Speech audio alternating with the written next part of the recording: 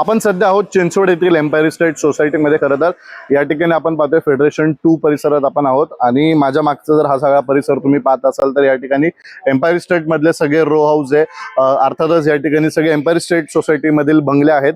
मात्र जो काही पाऊस या ठिकाणी पडतोय त्यामुळे जर आपण पाहिलं तर तशीच जी 2 वर्ष अगोदर परिस्थिती या ठिकाणी निर्माण झाली होती अतिमुसळधार पावसामुळे आपण पाहतोय या ठिकाणी आता हे जे बंगले आहेत या बंगल्यांसकट आजूबाजूचे जे बिल्डिंग्स आहेत एम्पायर इस्टेट मधील मागची ह्याच्या मागेच एक एम बिल्डिंग आहे त्याच्यामध्ये देखील मोठ्या प्रमाणात पार्किंग मध्ये जे आहे ते पाणी शिरल्याचे जे आहे आपल्याला पाहायला मिळतंय। तर ते या ठिकाणी पाहतोय आपण नागरिक घरामध्येच अडकून पडलेले आहेत। खाली जे आहे जर आपण पाहिलं तर पाण्याची पातळी वाढलेली आहे आणि त्यांच्या घरामध्ये जे आहे ते पाणी शिरण्यास जे आहे ते दुपारपासूनच सुरुवात झाल्याचं आपल्याला पाहायला मिळतंय। मात्र एम्पायर इस्टेट मधील नागरिक जे आहेत ते वारंवार महानगरपालिकेकडे तक्रार करत आहे की प्रत्येक पावसाळ्यात या ठिकाणी पाणी साचत असतं, मागूनच एक नाला या ठिकाणी वाहत असतो। मात्र आपण पाहतोय तो नाला फुटून आता त्याचं पाणी देखील या सोसायटीमध्ये आल्याचं आपल्याला पाहायला मिळतं। आपल्या या सोसायटीतील काही नागरिक आपल्या सोबत आहेत, त्यांच्याशी जाणून घेऊयात नेमकी काय परिस्थिती या ठिकाणी आहे। दादा, एकंदरीत काय सांगाल? प्रत्येक वर्षी या ठिकाणी पाणी साचत असतं, यंदाच्या वर्षी देखील आपण पाहतोय इथे सगळे रो हाऊस आहेत, या ठिकाणची मागची एम बिल्डिंग आहे ती पाण्याखाली गेलेली आहे। इथल्या नाल्याची रुंदी आहे ना फार कमी करून ठेवली आहे बिल्डरनी। त्याच्यामुळे काय होतं, पाण्याची आता थोड्या वेळात जास्त पाऊस पडतो आणि तो तिथे अक्युमुलेट होत नाही, त्यामुळे प्रचंड बाकीचं पाणी सगळं इकडे येऊन जातं।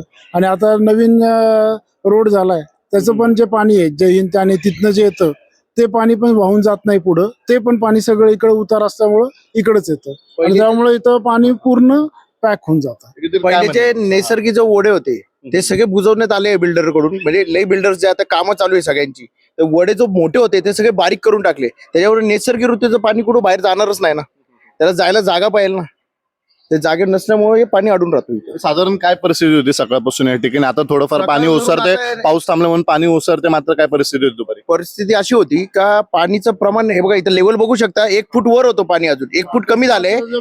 इथले जो लोकल कॉर्पोरेटर आहे शीतल शिंदे ते आले पाठीमागून, त्यांनी हे केलं काय भिंतीला बिळ मारलं आणि ते पाणी सगळं बाहेर काढायला लावलं तिथून, आणि त्यामुळे काय झालं तर पाणीचं प्रमाण कमी झालं इथं आणि आता पाणी हळूहळू कमी होत चाललंय। निश्चित आपण पाहतोय जर या ठिकाणी आपण पाहिलं तर ही जी भिंत आहे या ठिकाणी आपण पाहतोय की थोड्या वेळापूर्वी म्हणजे 1 तासाभरापूर्वी या ठिकाणी 1 फूट वर पाणी होतं। या ठिकाणी जर आपण पाहिलं तर इथपर्यंत हे सगळं पाणी होतं, मात्र आता काहीसं पाणी ओसरताना आपल्याला पाहायला मिळतंय। मात्र जर पावसाचा जोर आणखी वाढला तर पुन्हा एकदा या ठिकाणी पाणी वाढण्याची भीती जी आहे ती व्यक्त करण्यात येते। तर ते या ठिकाणी पाहू शकतो आपण 20 ते 25 बंगले ह्या लाईनीला खालपर्यंत आहे, मात्र खालपर्यंत जर आपण पाहिलं तर या ठिकाणी पाणी भरलेलं आहे। या ठिकाणी जर आपण पाहिलं तर गुडघाभर पाणी, मात्र पुढे जर आपण गेलो तर कमरे इतकं पाणी त्या ठिकाणी असण्याची जी आहे ती शक्यता व्यक्त करण्यात येते। या ठिकाणी राहणारे नागरिक जे आहेत ते आता घरांमध्येच आहेत, मात्र आपण पाहतोय या पावसामुळे एवढं नुकसान झालंय की घरामध्ये जे आहे हे संपूर्ण नाल्याचं पाणी असेल, मागच्या बाजूने जो ओढा या ठिकाणी वाहतो त्याचं पाणी या ठिकाणी गेल्याचं आपल्याला चित्र जे आहे ते पाहायला मिळतंय। खरं तर या पाण्यासोबतच सगळी घाण जी आहे ती नागरिकांच्या या ठिकाणी बंगल्यांमध्ये गेल्याचं आपल्याला दृश्य जे आहे ते पाहायला मिळतं। ते खरं तर संपूर्ण पिंपरी चिंचवड शहरामध्ये सकाळपासूनच जो काही मुसळधार पाऊस पडतोय, मग तो रावेतचा परिसर असेल, मोशी परिसर असेल, त्याचबरोबर चिंचवड असेल, सांगवीच्या नदीकाठेचा परिसर असेल, या सगळ्या ठिकाणी जर आपण पाहिलं तर सकाळपासूनच मोठ्या प्रमाणात वस्त्यांमध्ये असेल, नदीकाठच्या किनारी असेल तर मोठ्या प्रमाणात पाणी शिरण्याची घटना जे आहेत ते समोर येतात। त्या अनुषंगाने आता चिंचवडमधील ह्या एम्पायर इस्टेट सोसायटीमध्ये देखील मोठ्या प्रमाणात ओढ्याचं पाणी जे आहे ते या ठिकाणी शिरल्याचं आपल्याला पाहायला मिळते। खरं तर आता प्रशासनाच्या वतीने उपाययोजना या ठिकाणी सुरू आहेत। थोड्याच वेळापूर्वी या ठिकाणचे नगरसेवक होते या भागातले, त्यांनी देखील या ठिकाणी जेसीबीच्या साहाय्याने त्या ओढ्यामध्ये हे जे पाणी ते डायव्हर्ट करण्याचा प्रयत्न केला होता। निश्चितच येत्या काही काळामध्ये आणखी काही अपडेट आपल्यापर्यंत येतात ते देखील आपण तुमच्यापर्यंत पोहोचत राहणार आहोत। व्हिडिओ जर्नलिस्ट मानदास शिवराय, प्रसन्न तरडे, आपला आवाज, पिंपरी चिंचवड।